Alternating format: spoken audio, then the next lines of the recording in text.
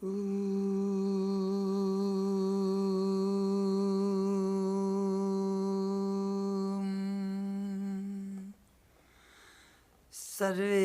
bhavantu sukhinah, sarve santu niramayaha, sarve bhadrani pashyantu, ma kasyit dukkha bhag bhavet, durjana sajjano bhuyat, sajjana shanti mapnuyat, shanto mucchita bandebhyo, muktasyannan vimochayat. A universal prayer. May all be happy. May all be free from disease. May all receive what is good. May none be subject to misery. May the wicked become virtuous. May the virtuous attain tranquility. May the tranquil be free from bonds. And may the free make others free. Om Shanti, Shanti, Shanti. Peace, peace, peace, control.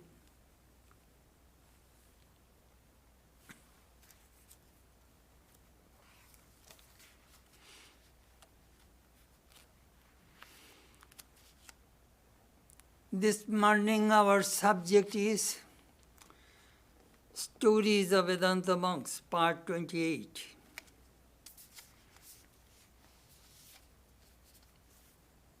We are conducting this service through live streaming. As you know, the whole was in turmoil. We are passing through a crisis. We are suffering from worries and anxieties, fear and uncertainty. We are not seeing any ray of light or hope. Our faith is shaky. Hundreds of people are dying every day all over the world from this terrible coronavirus. We see government, our wonderful healthcare system, doctors, money cannot save our lives. Human beings, in fact, are helpless. People are running after food. Some are afraid of losing jobs. We see a deep cloud hovering over humanity. It reminds me of an incident of Swami Turiyananda's life. In Baranagar Monastery, most probably in 1887 or 1888, Swami Turiyananda was pacing on the roof of the monastery. He was passing through a deep depression.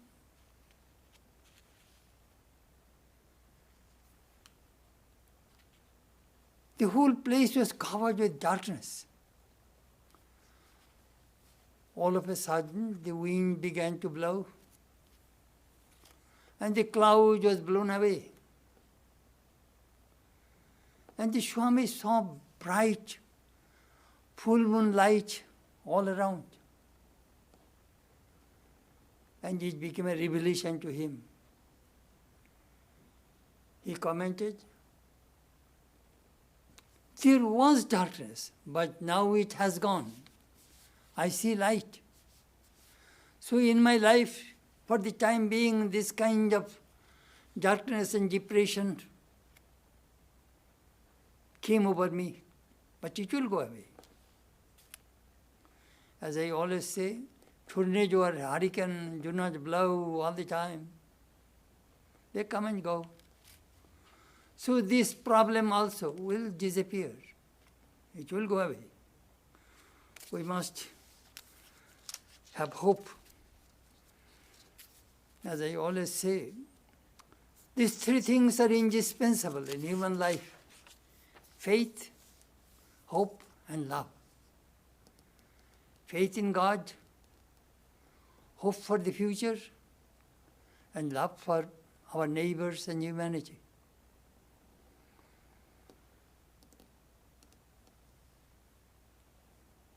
Now really we are passing through a crisis. Just 2 days ago, I read in the paper, a mother gave her food to her 2 children and went to bed with hungry stomach. It hurt me. It really hurt me. In this country, there is so much plenty, still people suffer from food, hunger. I sometimes say, we Midwest, if we produce food, we can feed the whole world.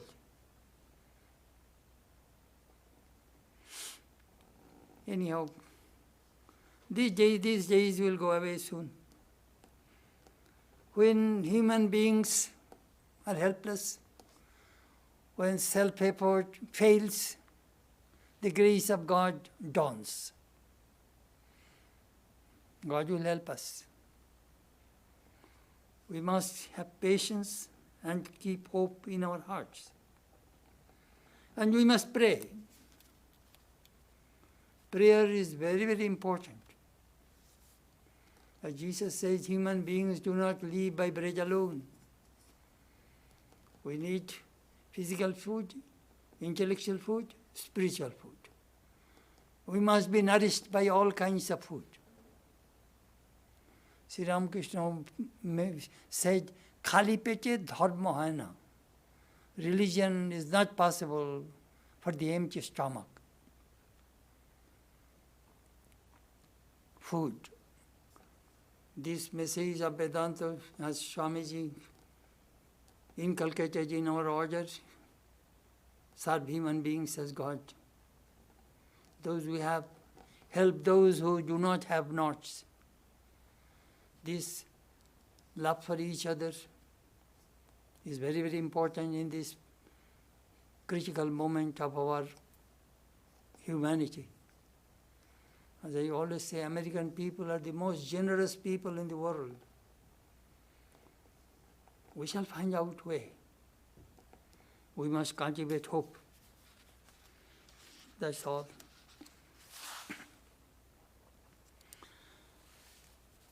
Now I shall start my topic. From the diary, Stories of Vedanta Monks, part 28. As you know, it is a series of lectures based on the 2 volumes I worked, Prachin Sadhuder Katha, Stories of the Vedanta Monks. This is the book, the volume 2.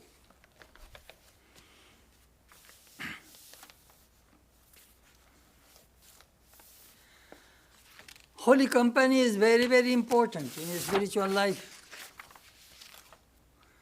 When Swami Vivekananda first met Sri Ramakrishna in November 1881, during that first meeting he sang a song, Man chalo nija niketane, samsara videshi videshi raveshi, brahmukanu akarane. Then there is another line, I like it very much. সাধু সঙ্গ নামে আছে পান্থধাম, শ্রান্ত হলে তথা করিবে বিশ্রাম, পথভ্রান্ত হলে সুধাইবে পথ, সে পান্থ নিবাসী জনে. Let us go back once more, O mind, to our own abode. Here in this foreign land of earth, why should you wander aimlessly in a stranger's guise? Then it is a long song. The lines I wanted to tell you is this. Companionship with holy men will be for you a welcome rest house by the road. There rest your weary limbs a while, asking your way, if ever you should be in doubt of him who watches there. So the holy people will guide us, will encourage us, will inspire us. That is the reason I started this series. As I always say, everything is not in the book. Sometimes we learn many things from these holy people. Swami Deveshananda recorded about Mathura Das, an illumined soul, Jivan Mukto, living free, lived in Kankhal, Hardwar, at the foothill of the Himalayas.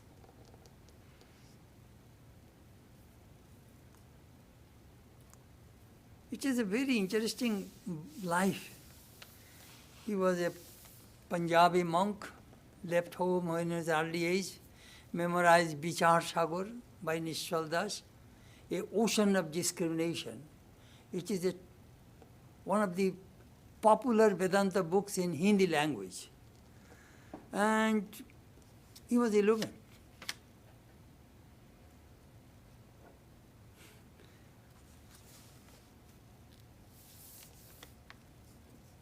He used to live under a temple in Shoti Kunjo in Kankhal. He used to beg food from door to door in Hardwar area. After eating food, you see in India, monks live on Madhukari. They go door to door and beg food and eat. Somebody offered, "Father, don't you need, shall I give you some water?" No, water I can get in the Ganges. You only give me food. He had tremendous renunciation. Once he went to climb to the Chonji Pahad in Kankhal. I went there. Holy Mother also climbed to that place. He fell down from the landslide. And he has some wounds, and 2-3 days he was there. Swami Deveshananda inquired about him, and he came to know that he had an accident and he was lying down there. The Swami took a horse carriage, they call it tanga, flat platform, a horse tied with that some kind of wheel carriage. He carried that monk and put him into that horse carriage and brought to our hospital. And they did a surgery on him. He had no body consciousness. When the monk asked, "Hello, Baba," he was a Nanga Baba, naked monk. "Father, how are you?" "I am fine. You cut my body, cut more. I don't care." Well, I realized that he had no body consciousness.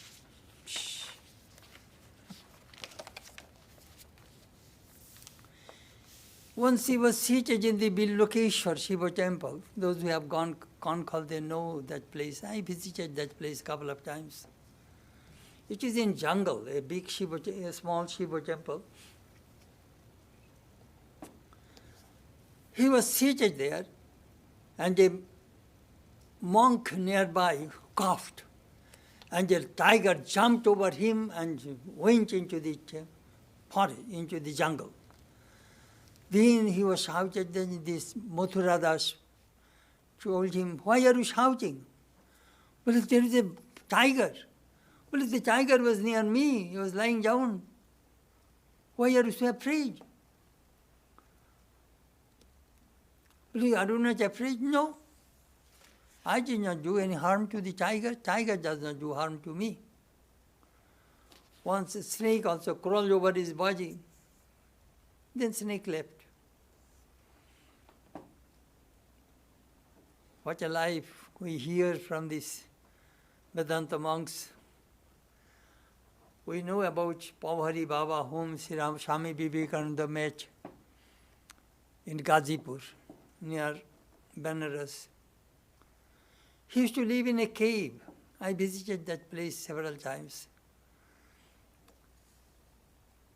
Once a cobra entered the cave, people thought that he must be bitten by that cobra. Then after some time he came out from the cave, and somebody asked him, "We saw a cobra entered there, did it not bite you?" "Oh no, a messenger came from my beloved."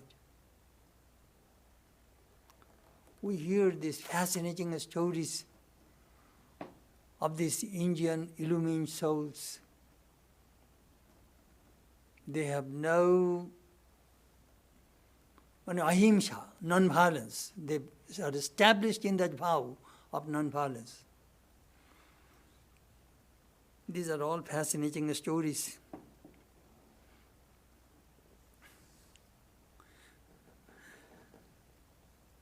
Swami Deveshananda writes, it was winter, raining, a cold wind was blowing. There was a little snow on the ground. And this monk, bare body, walking over it. And the Swami was covered himself with warm clothing. Asked Mathura Das, Father, don't you feel cold? Nahi, andar garam hai. No, I don't feel cold. My inside is warm. I am the Atman. I am not the body.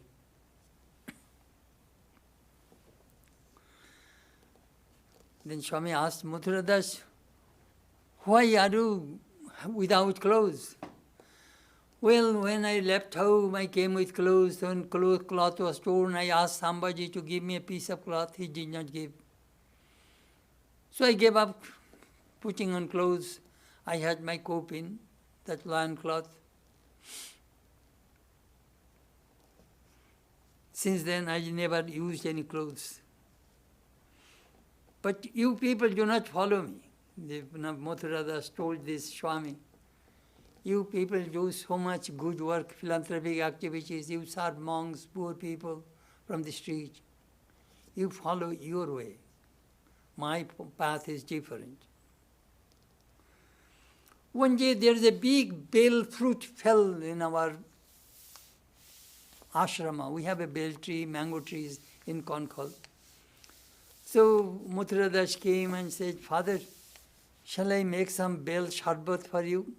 In India, generally summertime, we make some, with buttermilk, they make this bell pulp. It is a beautiful sharbat they make. In our home also, we used to take that thing.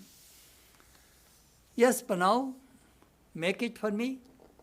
The Swami made. In the meantime, he left. Then taking that glass of sharbat, he went to that place where the Swami used to live. Father, you told me to make sharbat and you ran away? All right, give that sharbat to me. So he drank the sharbat and praised. Yes, you have some love and sincerity.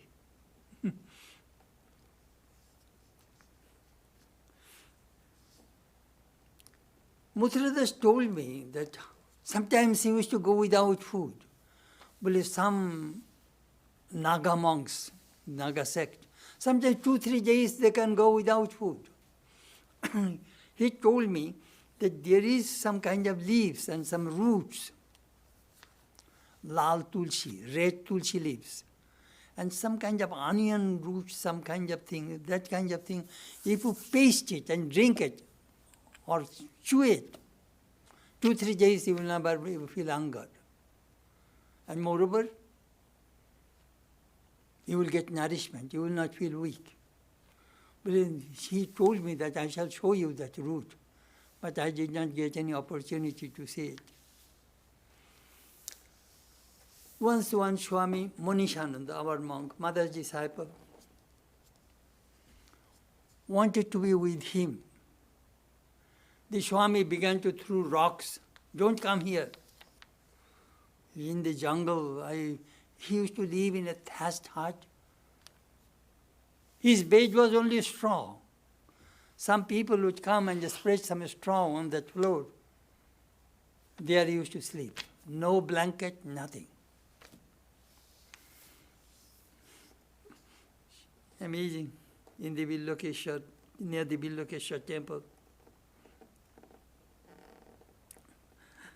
Swami Monishananda. You know, when I was reading these books, I knew this Swami. He used to come to our Advaita ashrama. He was a very good cook. I remember it was 1953-54, Holy Mother centenary time. There is a big exhibition in Suryanabal, in the central part of Calcutta. I was, I think, first year college. So I went to see the exhibition. So I was watching all around, but I walked over the floor where there is some auspicious signs, diagrams, some paintings are there. So I walked over it. I did not see it. Then Swami scolded me. Hey, you have no eyes, don't you see? You walked over these auspicious diagrams. Maharaj, please forgive me. Later when I became monks, I remember that he scolded me. Very good sadhu.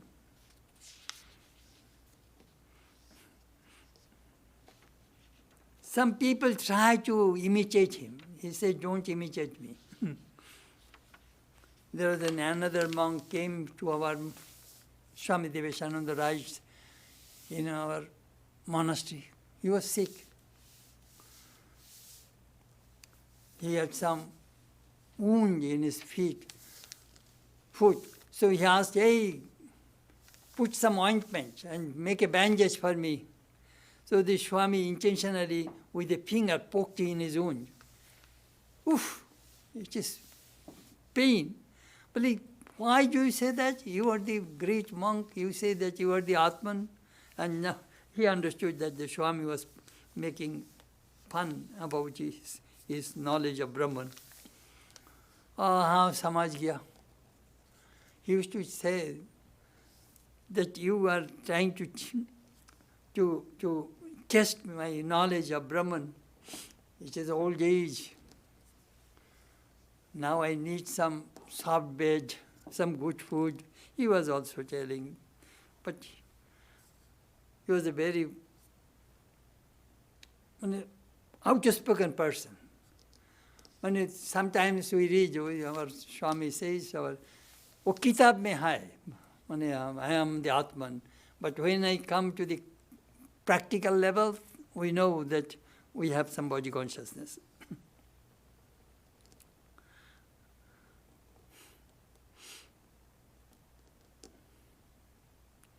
Well, there is another Swami came to our hospital, Swami Nivrittinath.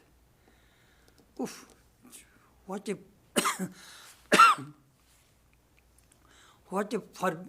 his forbearance is incomparable.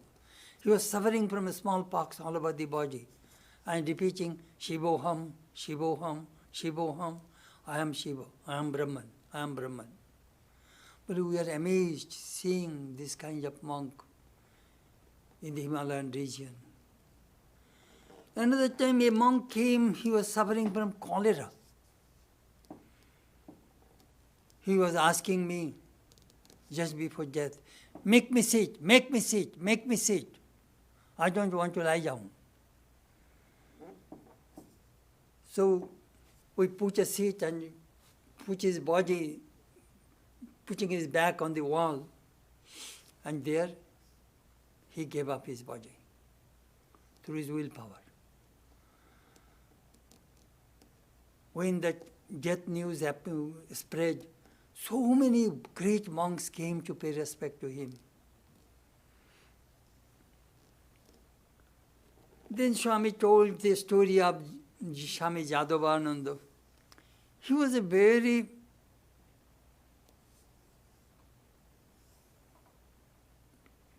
what shall I say, not very restless, but very strong, powerful. He did not care for rules and regulations. Swami Sharadananda could not, only could handle him. One day in Udbodhan, opposite to those who have seen Udbodhan, opposite to the mother's house, there is a slum. And the slum people are making noise and shouting and quarreling at night and disturbing sleep of Holy Mother. So Sharadananda was very much concerned. He asked this Jadavananda, this monk, hey, Chokku, could you do something? How can we stop it? Maharaj, right now I can stop it. Well, how? See, he went there and threw some bricks on the tile roof of that slum. And those people started to shout and yelled. Then this Jadavananda told, if you make more noise, I shall break all of your ropes. Then from then on, they kept quiet. There was another monk had a smallpox. Swami Chetanananda was the general secretary. He was very concerned that who will look after him. This monk, I should say, was very rough and rowdy. But he said, Maharaj, I shall look after him. Chetanananda was so impressed, smallpox is so contagious. Look, this monk forgot his own body and going to serve another sick monk.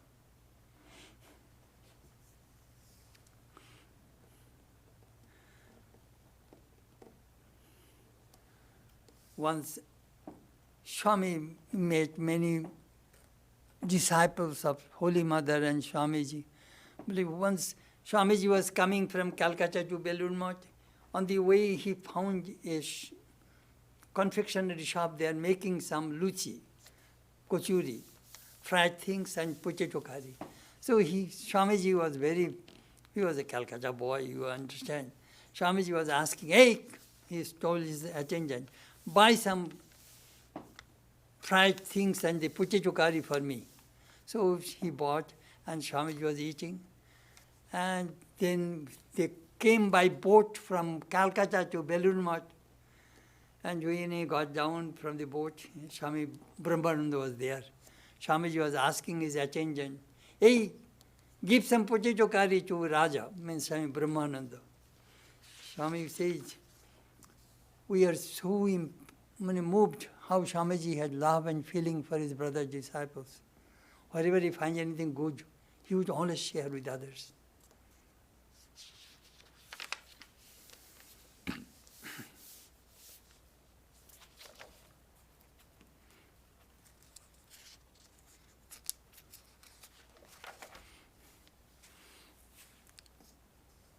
I must tell a few stories of Mathuranath. Swamiji's brother Mahendranath Datta wrote a short biography of Mathuranath because he knew him personally in Konkhal in 1920s, early 20s. He died in 1925, Mathuranath.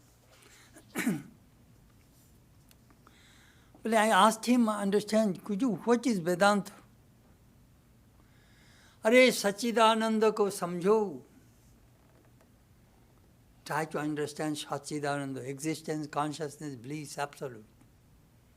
I am neither the body, nor the mind, nor the senses. I am that Brahman. He realized that. One day a scholar asked him, what is the Atman? He kept quiet.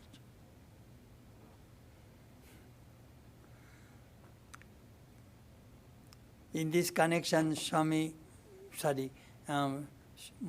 Datta wrote a story of Diogenes, the great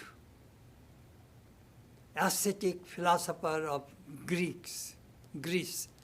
When Alexander, after invading various countries, announced all people should come and see me. All people went and asked, who did not come to see me? Well, Diogenes. My goodness.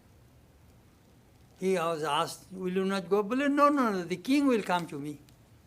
When Alexander went and asked him, who are you? Well, I am Diogenes. Who are you? Well, I am the emperor. Seeing his fearlessness, Alexander was so moved and asked two things from me. You really want to give me two things? Well, yes. I am lying down, you are standing and taking away my sunshine. Move from this place. And second thing I want, do not come to see me again. Alexander was so moved seeing this renunciation and boldness of this great ascetic monk of Greece. This monk was in a very high stage.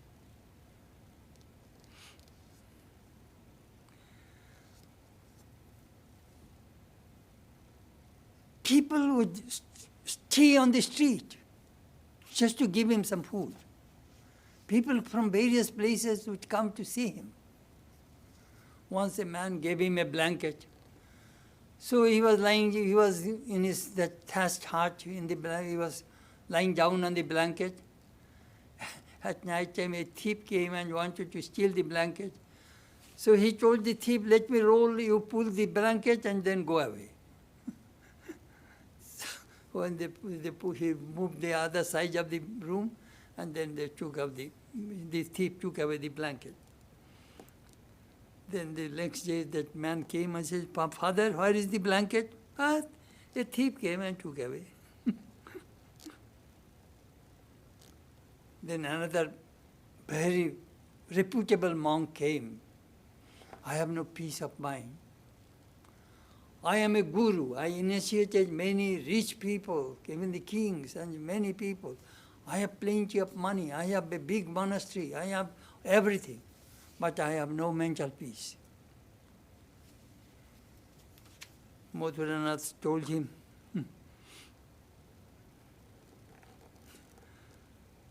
"Money, name, fame are obstacles to your monastic life. They are now biting you like snakes. Give up. Renounce. Renunciation alone makes one fearless. Only that way you can get peace and bliss."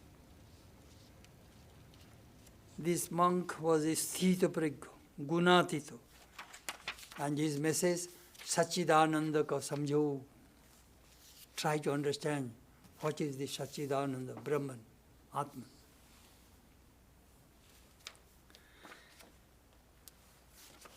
Next reminiscences of is Swami Sachidananda, Jogin Maharaj, disciple of Holy Mother.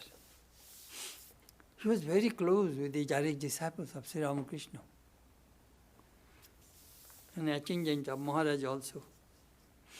Raja Maharaj means Swami Brahmananda, was then in Vrindavan. And Swami Shubhadananda was his attendant. So Shubhadananda saw that Swami Brahmananda was meditating at midnight in the room. So Kuka Maharaj went there and pushed him. "Maharaj, why are you meditating? This is not for you. Sri Ramakrishna gave everything you needed in spiritual life. Now lie down, sleep."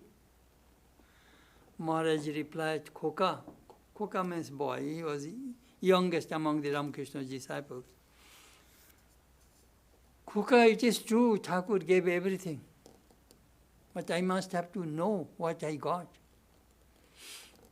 When the father dies, the son tries to know that what bank balance, what real estate, what notes, treasury notes, what are the wealth I got from my father. They try to assess. So the spiritual treasures which I got from Sri Ramakrishna, I want to know what is this. You need tremendous spiritual disciplines to know Ramakrishna's spiritual heritage. If you are not spiritual, you cannot understand a spiritual person. Khoka, you go and lie down." There was, in 1921, there was some kind of conflict among the two groups of monks in Banaras. So Swami Sharadananda could not handle it.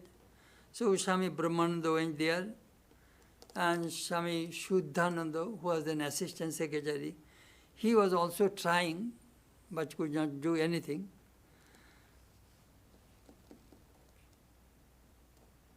Swami Brahmananda went and told the monks, Every day, morning 2 hours, after evening 2 hours, you will have to come and meditate with me. After meditation, there will be devotional singing and questions and answers.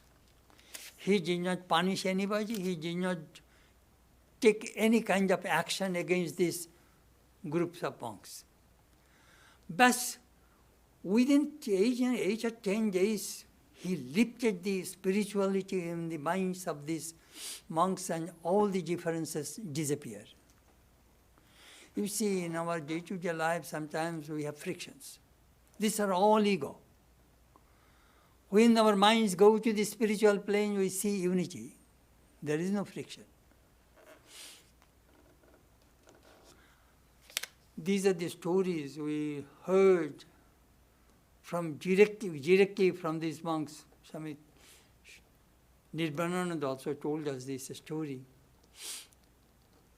It shows how the disciples of Ramakrishna ruled the Ramakrishna order through spirituality, not through politics, through love, through affection.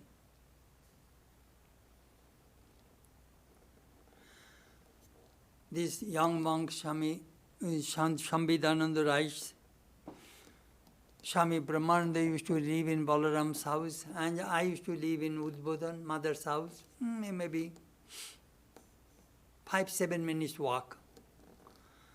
Well, early in the morning, I used to go to Balaram Mandir. Maharaj used to meditate, and all monks would come there to meditate with him. After meditation, he used to ask the monks to chant some hymns of gods and goddesses. And he used to tell what to sing that day. Hari Haraye Namo, Krishna Jadavayo Namo, Jadavayo Madhavayo Keshavayo Namo, Hari Haraye Namo, Krishna Jadavayo Namo, Jadavayo Madhavayo Keshavayo Namo. This is the kirtan Chaitanya taught his disciples. Then Swami asked the monks, chant this line. Hari Om Ramakrishna, Hari Om Ramakrishna, Hari Om Ramakrishna. Repeat it. You know, I was in France in 1971, and several times I went to France and stayed in our Grace Center. I cannot tell you what a beautiful atmosphere they created, this chanting this one line after morning meditation. Swami Ritajananda was there, Vidyatmananda ji was there, and the room full of French women and men and a few monks. And they used to play with tanpura and with the little cymbals. Still I remember that tune is still vibrating inside me. Hari Om Ramakrishna, Hari Om Ramakrishna, Hari Om Ramakrishna, Hari Om, Hari Om. I could not bring the tune, but it is so beautiful. About 5-10 minutes, Hari Om Ramakrishna, Hari Om Ramakrishna, Hari Om Ramakrishna, Hari Om. It really, sometimes I felt that music and this kind of chanting can change the atmosphere.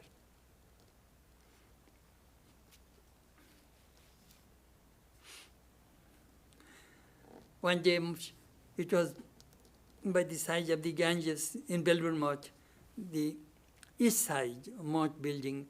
There was a bench. Maharaj was smoking his hubble bubble. Swami Akhandananda, Shubodhananda, Ramlal Dada, Sri Ramakrishna's nephew, all are there. And they are making laughing, joking, and telling stories. In the meantime, Swami Shuddhananda ji came and told Maharaj, you know, somebody should be in Kuala Lumpur, Malaysia. But nobody wants to leave Belur Math because they want to stay with you. Please ask someone to go because we'll have to send somebody there.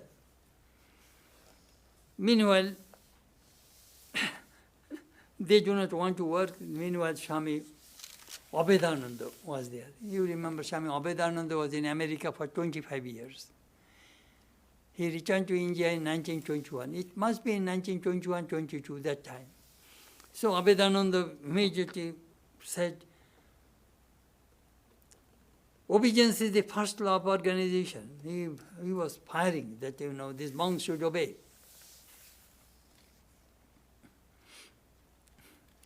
When Abhedananda came, Swami Brahmananda said, give him a chair.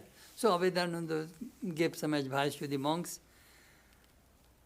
When he stopped, Swami Brahmananda said, beautiful. Brother Kali, means Abhedananda, you said the right thing. These boys must obey whatever we say. But do you know, brother, when I look the faces of these young brahmacharis and monks, I ask myself, why have they come here? They are coming from very respectable families. These boys have more educational degrees than all of us. They had no wants in their home. Why did they leave their hearth and home, parents, and come to us? But do you know, brother, there is one thing in this world is wanted, lacking. That is love. They are asking, they are seeking, they are a little love from us. And I give that love to them. That is the reason they are here. You know, love and freedom, these are the two conditions of growth. How the disciples of Ramakrishna, how Ramakrishna tied his disciples through love, the disciples also tied the monks and devotees through their love. Love each other. Love one another. These disciples demonstrated. Sometimes Maharaj one day Maharaj told Swami Turiya, joking with Swami Abhedananda, how these boys have become like your slaves, you make them some slaves. Maharaj said, brother, let me tell you. These boys you see, they are around me because showing that for good food, which they serve me, I eat very little, they are seeking my food. Oh, you are making joke. Swami Brahmananda says, brother, let me tell you.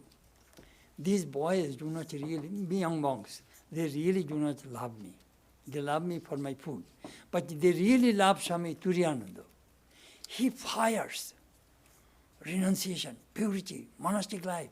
If you read his, he fires and they love him.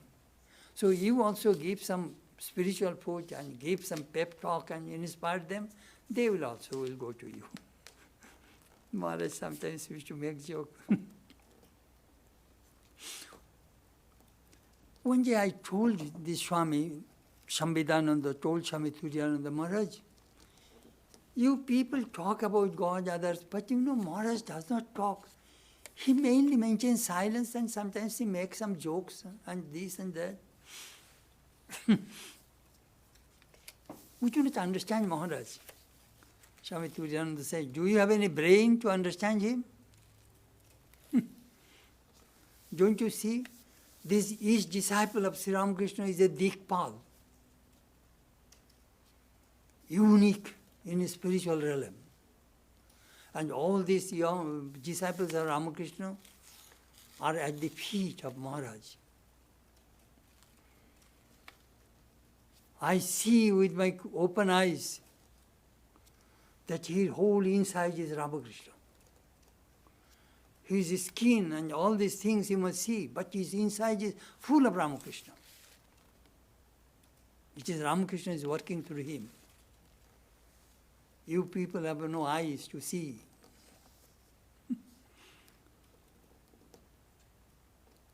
It was in Benares, 1922. Swami Brahmananda passed away. Swami Turiyananda went into silence for 2-3 days. Then he told, Maharaj left. We shall also leave. I shall maybe another 3 months. Within the next 3 months, Swami Turiyananda also passed away.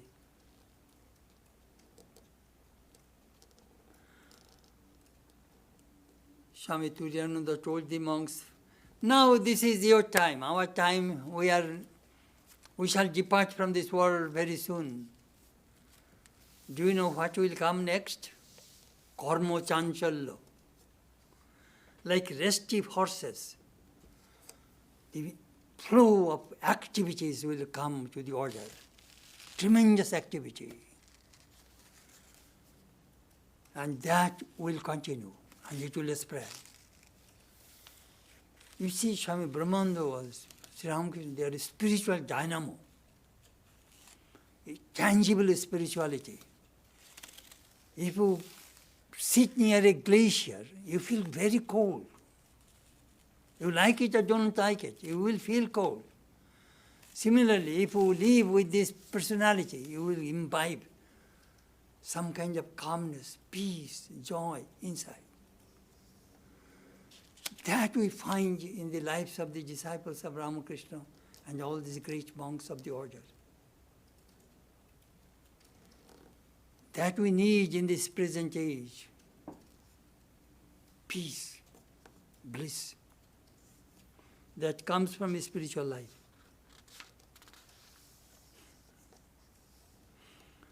Swami Bhumananda came from Dhaka to Udbodhan to discuss some of his activities with Swami Sharadananda. And he was a very difficult monk, so nobody could adjust with him. So they are leaving one after another. So Swami Bhumananda was telling Sharadananda, Maharaj, these monks do not obey, do not listen to me. Swamiji says, Atmana mokshartam jagodhitayacha. A monk should dedicate their life for their own liberation and for doing good to humanity. And you people are not disciplining them, are not telling them anything. Then Sharat Maharaj, Swami Sharadananda says, well, listen. Swamiji says, Atmana mokshartam, first. One should just strive one's own liberation first. Then jagodhitayo, then do good to humanity. So you follow the first one. Then Bhumananda kept quiet. I met him few times, but I never talked to him. He used to live in Balaram Mandir. I am talking about in early 1960s, 50s, 60s.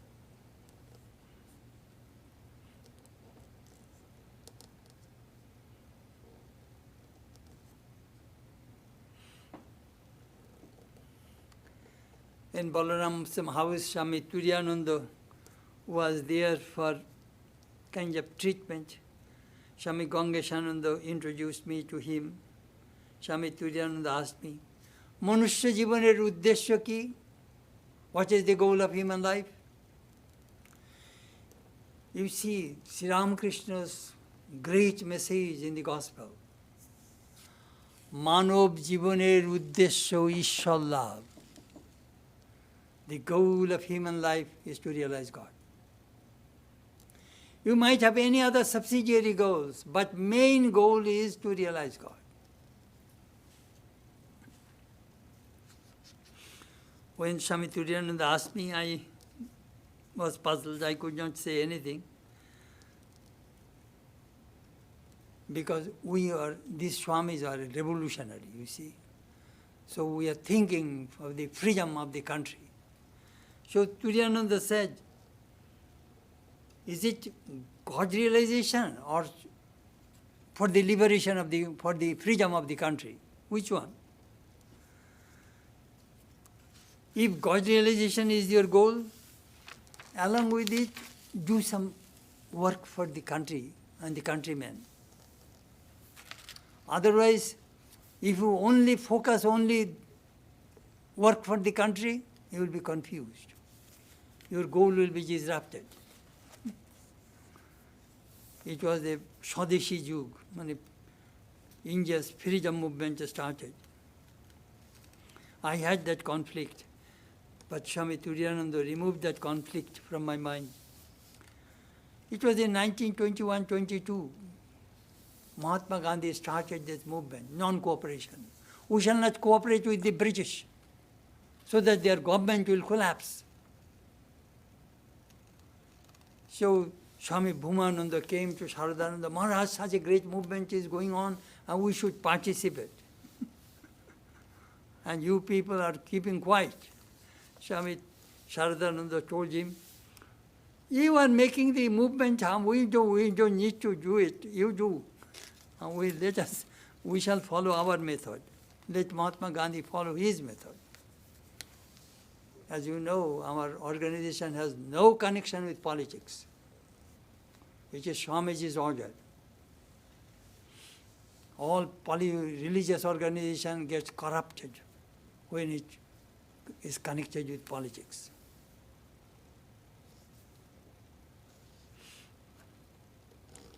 Surya Samajpati was a grandson of Vidyasagar, was a great writer. He criticized Swamiji's Bengali style of writing in Paribrajak, the Memoirs of European Travel, that book. It is written in a very colloquial Bengali. Original is Bengali. That was the translation. So Swami Brahmananda at that time was in Puri, and this great writer came to see him. He was staying downstairs, but Brahmananda said, let him wait. And after some time, Swami Brahmananda came down and told this famous writer, sir, let me tell you, I am a little late because I was playing cards and it was a very exciting thing going on. That is the reason I could not come. This man was overwhelmed. But he is a son of Sri Ramakrishna. He is a president of the Ramakrishna order. And he told Akbar blank truth. He did not hide anything that he was playing cards. He became a great devotee of Swami Brahmananda. I have never seen such person in my life who does not hide. You know, it reminds me that beautiful story of Buddha. 3 people want secrecy. The police, then priest and prostitute. Police, priest and prostitute. They have secrecy. Buddha says, in my religion there is no secrecy. It is just like open light.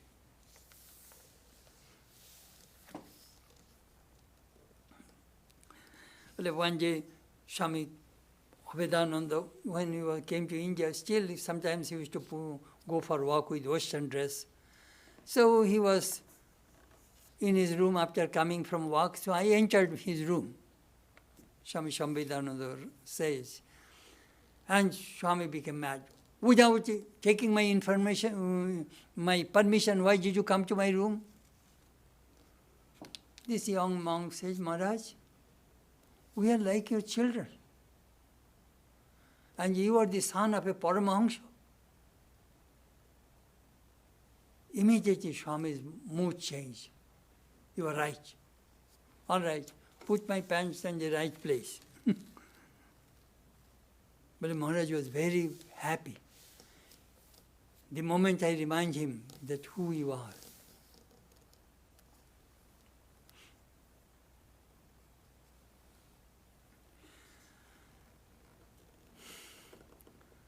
Toward the end of life, Swami Sharadananda was seated on his bed, extending his 2 legs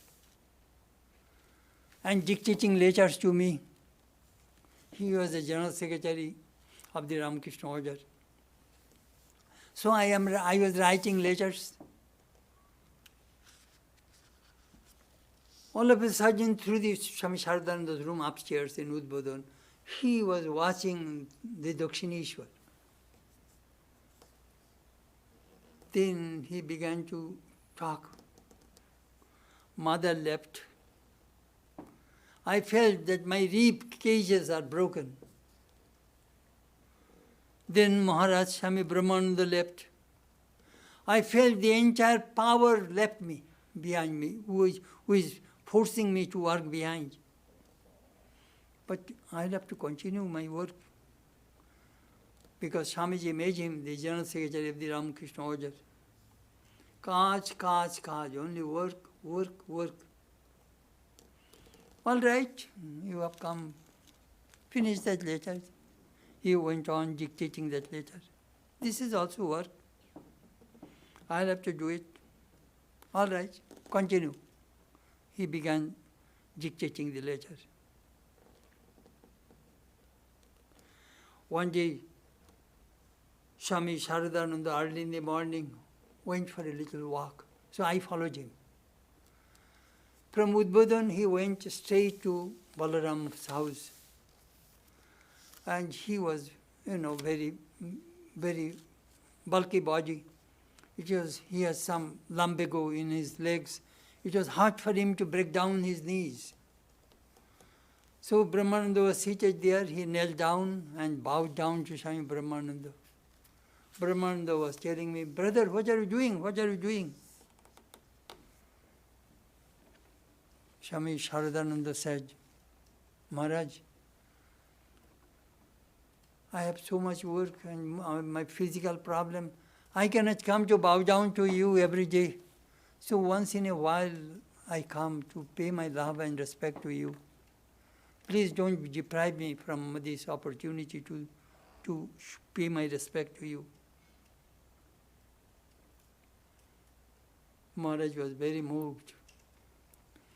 These stories remind us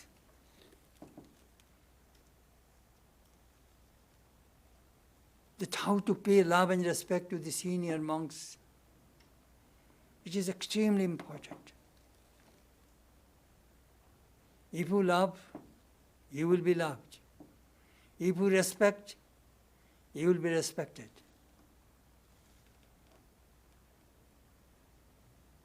These are the great teachings we learn from the disciples of Sri Ramakrishna. Thank you.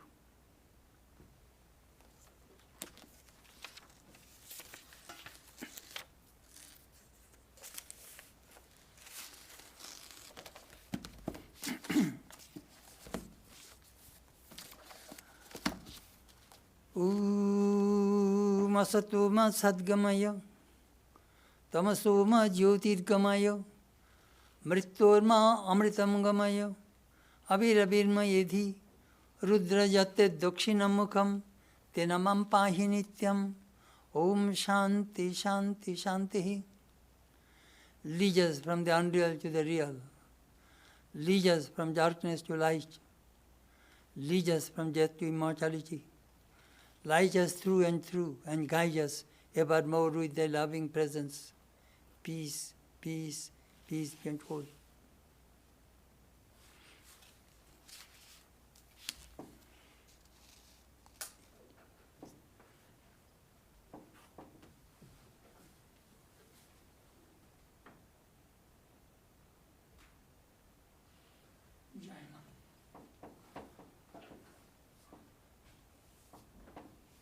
Turn it off.